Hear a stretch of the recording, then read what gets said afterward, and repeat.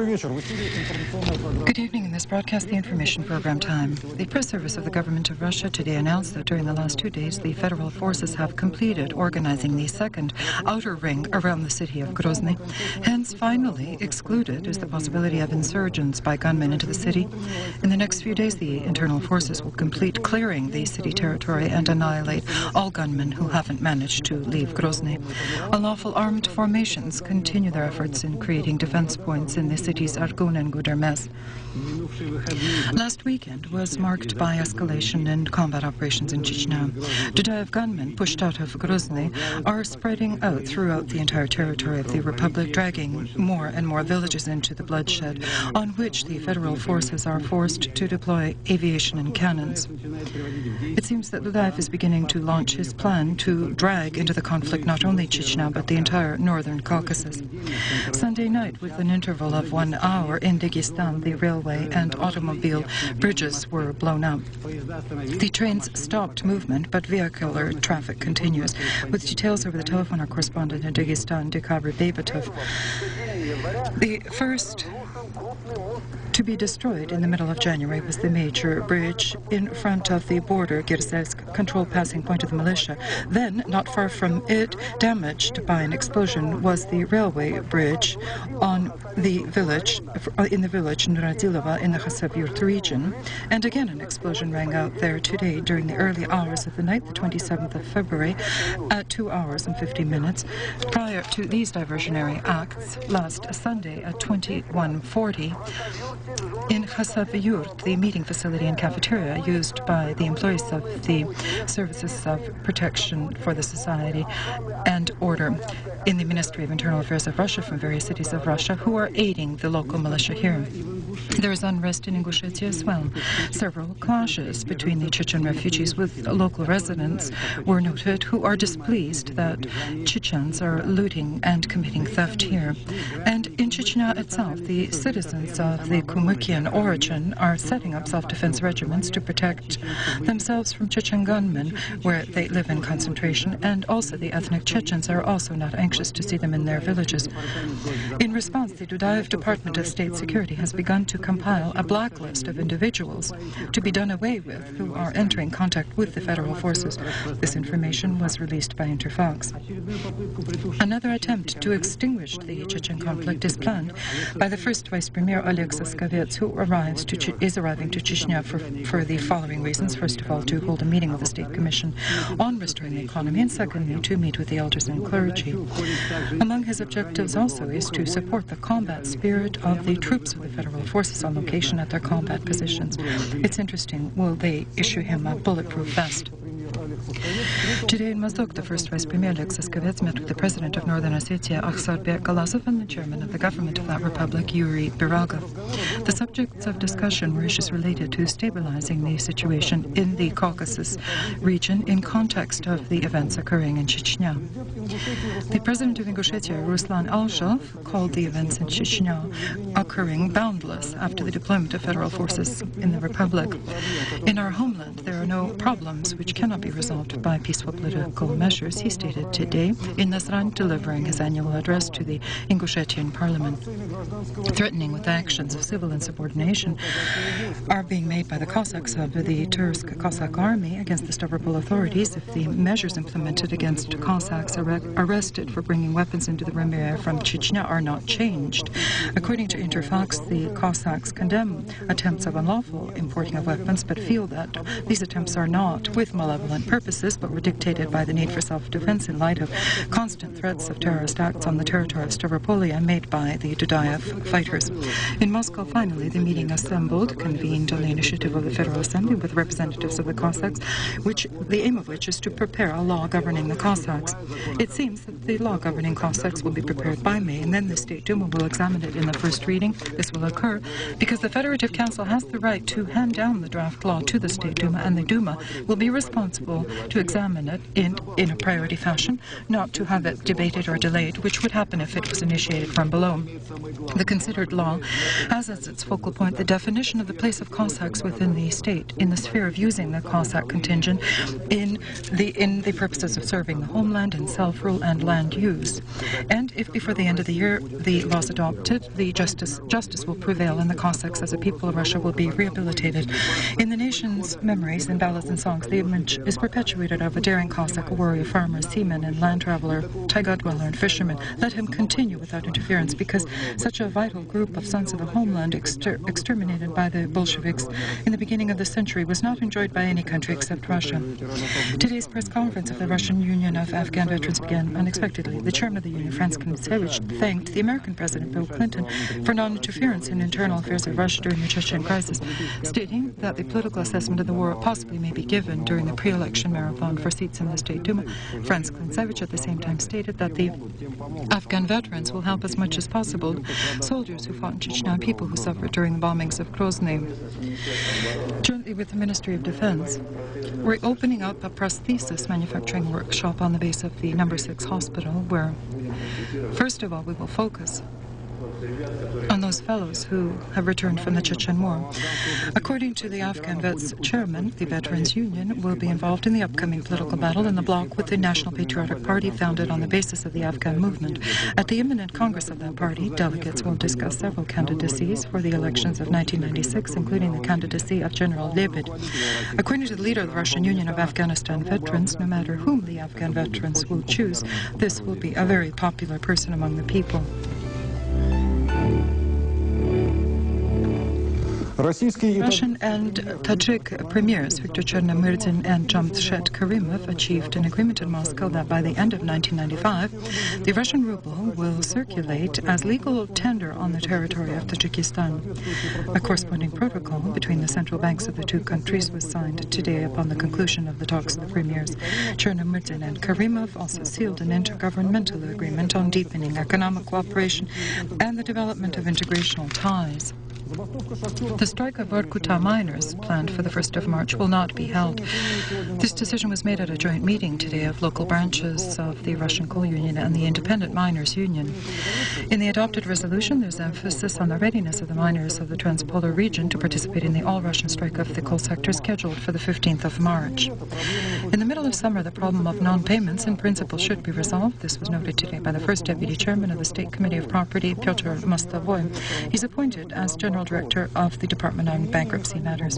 The implementation of bankruptcy mechanisms, Pyotr Mostavoy noted, as well as other measures, will help to stop the growth of mutual debts, which afflicts mostly miners, oil, gas, and energy workers these days. The Party of Social Democracy today offered the Peasant Party of Russia to run together at the upcoming elections. The signs of the collapse of the farmers' movement have caused their final merger with opponents of the Russian government, the Peasant Party, whose fourth conference opened today in Moscow.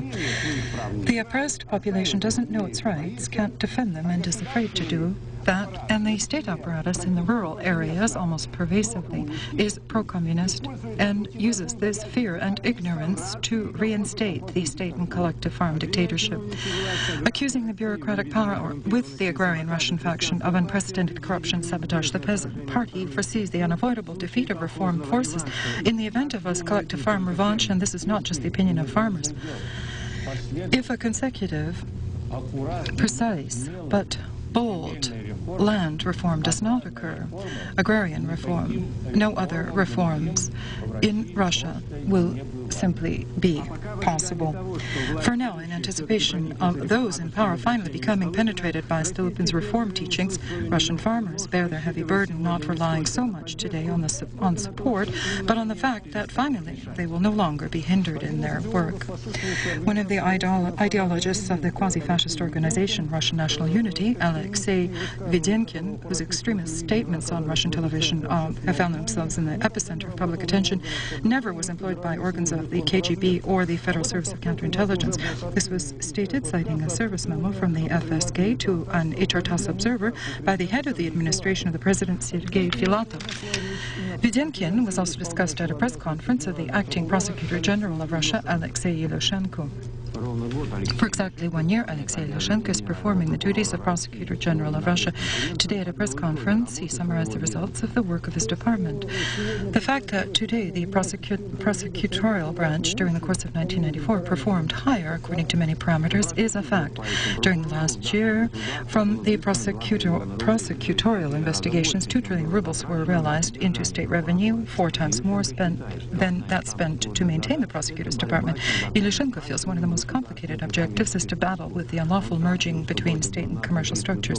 He stated that against highly placed officials, including those from within the prosecutor's office and the State Committee of Property, several criminal charges were filed. Speaking about Chechnya, Ilyushenko said that the prosecutor intends to place in circumstances of irreversible accountability all those who organized militarized gangs. What remains is only to detain Dudayev and his immediate subordinates. Also, the authorities intend to demonstrate the extent of might of Russian law to leaders of Russian ultra-nationalists, one of whom, Alexei Videnkin, in a recent television interview, promised that in the event he comes to power, he'll personally shoot the Commissioner on Human Rights, Kovalyov, and the Deputy Yushchenkov. According to the statements of Ilyushenko, this statement has caused the authorities' cup of patience to overflow. Criminal charges will be laid, this I can guarantee you, and we'll get to the bottom of it very substantially. We have the power to do it, and we won't permit either right or left-oriented extremists to establish their own laws in our society. The chairman of the government of Russia, Viktor Chernomyrdin, today visited the headquarters of the Pan-Russian State Television Radio Broadcasting Company, where he met with its leadership and journalists of its anchor news program, Vesti, or Tidings. Viktor Chernomyrdin at the meeting confirmed the assumption regarding the imminent dismissal of the chairman of the Committee of Russia on the press, Sergei Gruzunov. Answering the question of the television journalist Nikolai Svanidze, the premier indicated that this is a question which was already definite and settled, and the head of government, however, did not comment on the reasons for dismissal, restricting himself only to the phrase, "You know yourselves why." There is an opinion that I should resign from my post as chairman of the Committee of the Russian Federation on the Press, and there is an opinion that the acting chairman of the Committee of the Russian Federation on the Press should be appointed, and that should be my current deputy, Ivan Laptev. Today, I also learned that there is a wording formulated, and that reads in connection with transfer to another job. And I was asked by a government official whether I agree with that wording. I said, no, I disagree, because I don't know why I'm being transferred, for what reason, and to which other post. And he said, fine. And that ended the dialogue. This turn of events for Sergei Gruzunov was completely unexpected, and at the press conference, which he called himself for this reason, he made special emphasis on the fact that he's a supporter of the president and democratic reforms.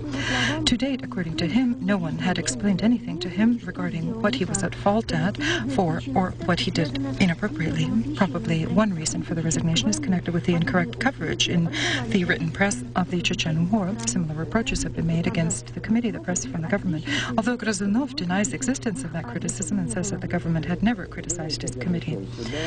You know how I got here, and I won't conceal this, that my predecessor was a protege of Mikhail Nikiforovich Poltoranin, who appointed him and in essence headed this committee under the former leadership, and was of course very disappointed by the fact that he lost control of those levers of power, both political and economic. Evidently, this disappointment turned into concrete actions. It's probably not by coincidence that friction between the two committees has increased on the eve of the pre-election campaign. 5 months ago, Gruzunov took the seat of the chairman while still deputy, and possibly now his deputy, Ivan Laptev, will take his superior's place.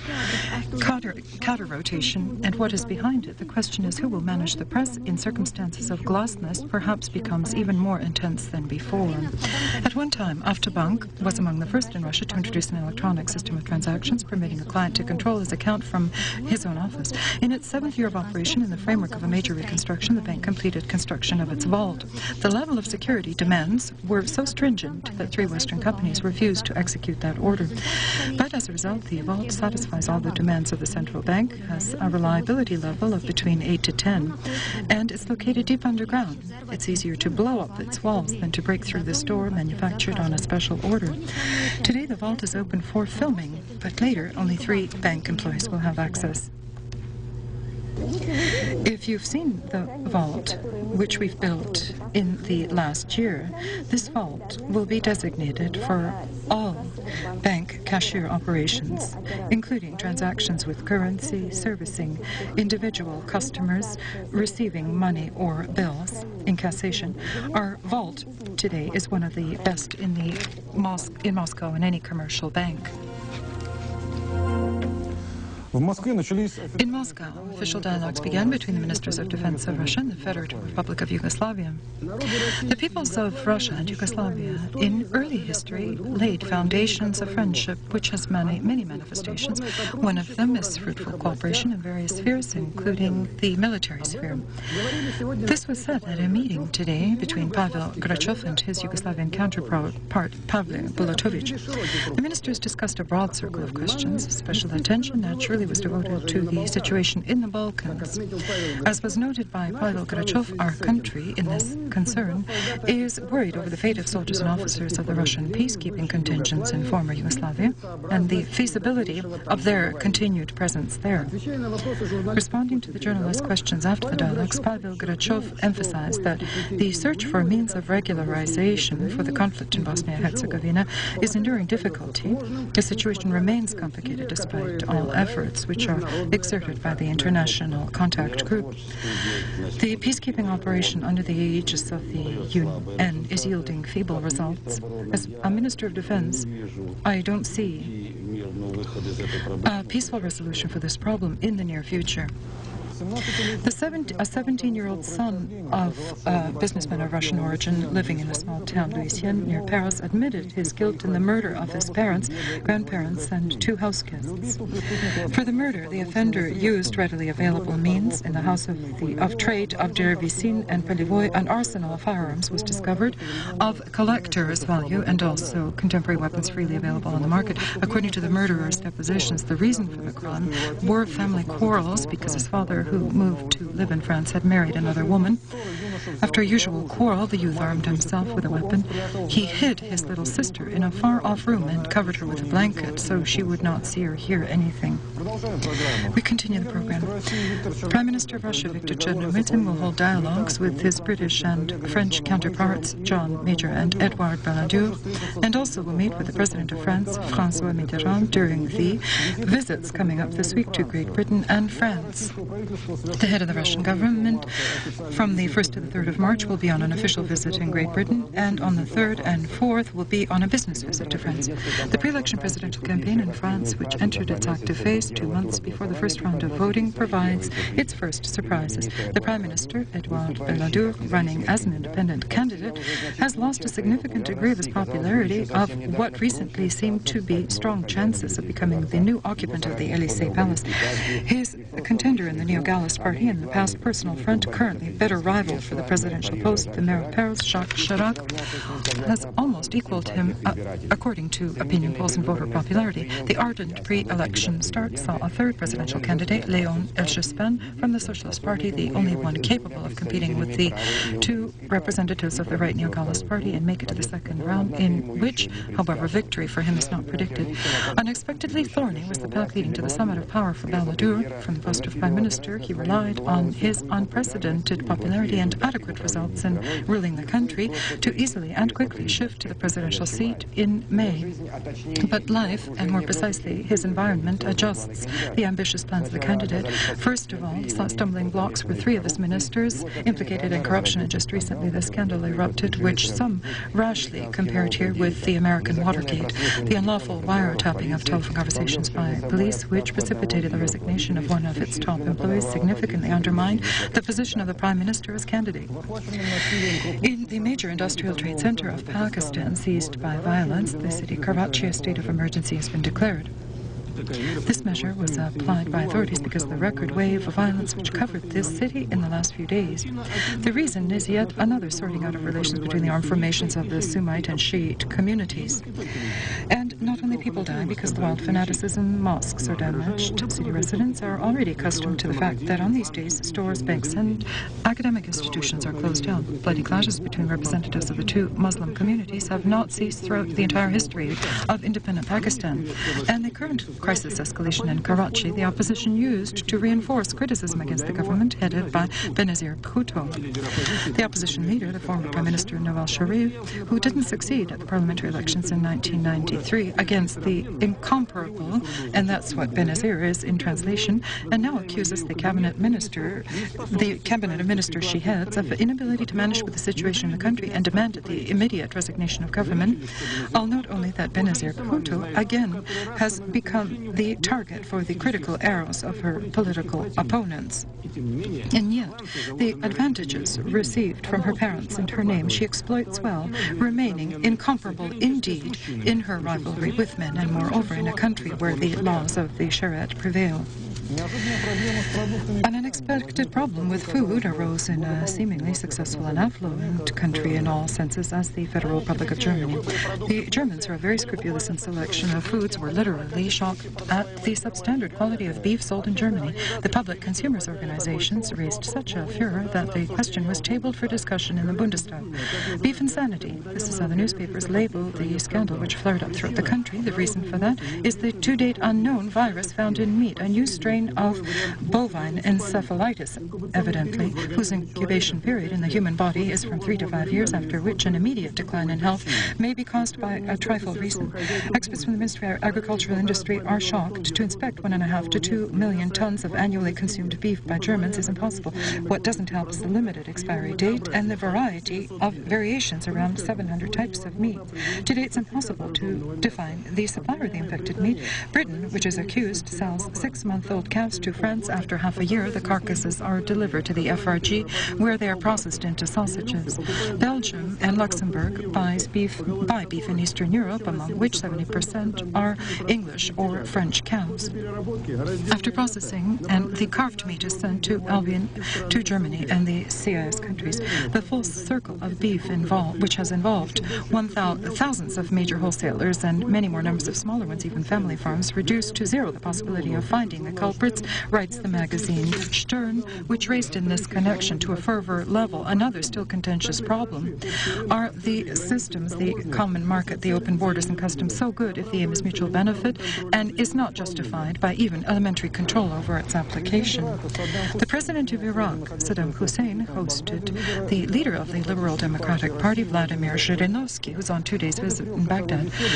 During a 3-hour discussion, they discussed the proposal of the LDPR leader on the possibility of creating an anti-Western coalition between Russia, the Orthodox, and the Muslim worlds. There's no confrontation between the North, Russia, and the South, the Arab and Muslim world, does not exist. We're not enemies, we are friends, we have a common enemy, that is the West, said Vladimir Zhirinovsky. He again spoke out for the immediate lifting of sanctions against Baghdad, which will help Iraq pay back to Russia its debt of $9 billion. The British investment bank Barings, whose bankruptcy was announced today, conducted operations in the USSR and subsequently in Russia. This was learned by Itartas today from confidential sources in the London office. In the opinion of experts, it's not excluded that repercussions of the Barings collapse will be heard on the Russian financial market. The mistake of one of the managers of Barings, Nick Leeson, who headed the Singaporean office of the bank, led to a loss of more than $700 million. According to informed sources, the Barings Bank, through its daughter company was involved in financing of the auto manufacturing sector in Russia. The sum of invested funds is assessed at $250 million. The Barings Bank, founded in 1762, has a long history of relations with Russia. By decision of the Central Bank of Great Britain, Barings was transferred today under administrative management by the international financial consulting firm Ernst & Young, and on it now depends the further fate of the insolvent. Either a solution will be found to restore the bank, or its property and assets will be auctioned off. Today, already the rate of the English pound sterling fell to unprecedented low levels against the German mark and the Italian lira.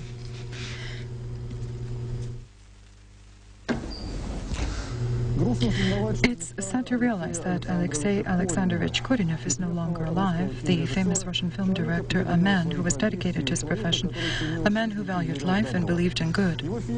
His films, The Great Change, Due to Family Circumstances, The Literature Lesson, Temur Beckons You, are memorable to many. Together with a multitude of viewers, we offer our condolences to his friends and relatives. Germany will continue in the future to insist on the return of European art which after World War II were transferred from Germany to the USSR. This is said in an official announcement from the embassy of the FRG in Moscow on the occasion of the opening of today's unique exhibit.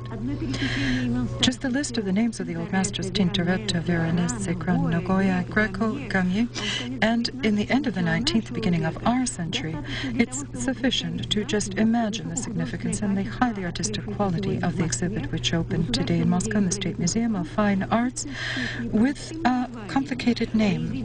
Works of European art from the 14th to the 19th centuries moved to the territory of the Soviet Union from Germany as a result of the Second World War. The exhibit is justifiably dedicated to the 50th anniversary of the Great Victory because all of these works were saved by soldiers of the Soviet Army after crushing fascist Germany and taken to Moscow, and for long years were kept in funds of special storage. And this is why such excitement prevailed at the press conference today before the opening of the exhibit. Television and photojournalists, the Russian press, and correspondents from the largest foreign agencies accredited in Moscow literally showered the directors of the museum with questions. Irina Alexandrovna Antonova and Mikhail Shmitkov, Deputy Minister of Culture of Russia. Why, for decades, were these paintings kept under lock and key, and why were they not shown? It's silly, said the Deputy Minister of Culture, in the usual tone of his common convincing response, to blame the museum's directors that we had Soviet rule and corresponding laws. Approximately 2 years ago, Germany submitted to us a list of cultural valuables, around 2,000 items, for search. In our reciprocal list, there were 40,000 points of claims designated, and overall they should even exceed 1 million. How can one forget that 400 museums were destroyed, looted, and raided in the suburbs of Petersburg, forever lost are frescoes of Novgorod and Pskov? A state committee on restitution was set up. Yes, these works truly were in storage for a long time, but they were restored and are in excellent condition, which everyone may see personally. Look, marvel, and admire. This exhibit opens up a series of exhibits of transferred valuables in Moscow and Petersburg. And now the main thing is a law which legally should confirm the right of ownership over the moved works of arts. In Russia, of course, there are many urgent matters, but this law undoubtedly is among those of priority significance. With this, I bid you farewell, and in approximately a minute, Oksana Polonskaya will tell you about the sports news.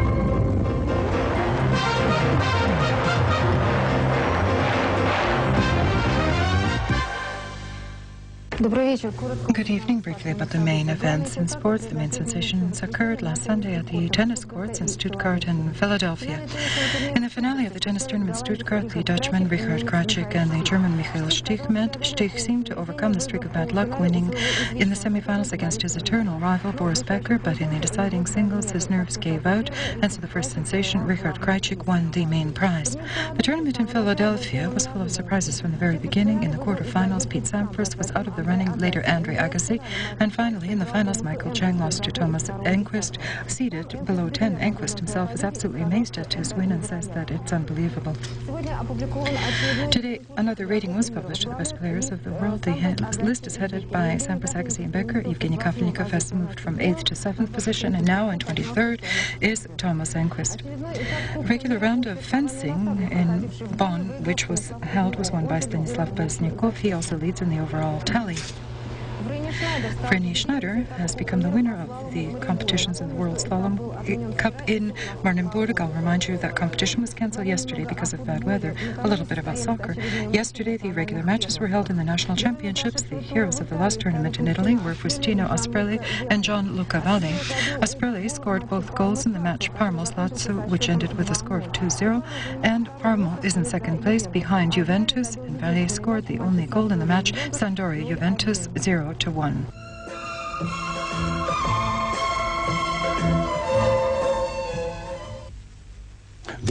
Good evening. Tomorrow is the last day of February, but on the entire European territory of Russia and in the near abroad countries, there has already been a lot of spring weather, warm, although wet in the north of Europe. The reason for that is a lethargic cyclone over the Norwegian Sea. Temperatures during the night and day around 0 in the Murmansk district, -2 to 5. In the Baltic countries and the northwestern region, also in Belarus in the afternoon, under the influence of atmospheric fronts, it will be cloudy with some snow mixed with rain. Winds will increase, temperatures during the day +1 to 6.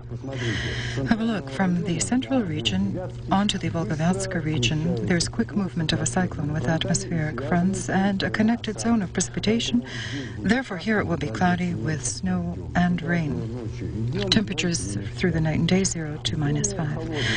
In the zone of a cold atmospheric front in the east of Ukraine and the central Chernozem area in the Rostov district, it will be cloudy with periods of rain and isolated patches of wet snow. Temperatures during the day from -1 to +4. The majority of Ukraine, Moldova, the central and the west of the central Chernozem area will be in a belt of high pressure. Here will be partly cloudy with low probability of precipitation. Temperatures during the day 0 +5 in Moldova and in the south of Ukraine up to +11 degrees. On the lower Volga, in the Krasnodar and Stavropol Rim areas, also in the republics of the northern Caucasus, no significant precipitation during the day +5, 10 in some places as high as +15. In northern Ossetia and Ingushetia, +5 to 10. In the Chechen Republic at night, from 0 to +5. During the day, +5 to 8. In Dagestan, 10 to 15 above 0. On the Black Sea coast of the Krasnodar Rim area, around Sochi by evening, light rain is possible, and +10 to 15 degrees. Beyond the Caucasus during the day, +10 to 15, without precipitation. In St. Petersburg, cloudy. In the afternoon, snow mixed with rain. At night, around 0 during the day, +1 to 3. In Moscow, mostly cloudy skies. At night, some wet snow. During the day, mostly clear. Temperatures at night, 0 -2. During the day, 0 +2. This was the forecast of the weather for tomorrow. I wish you a pleasant evening. Goodbye.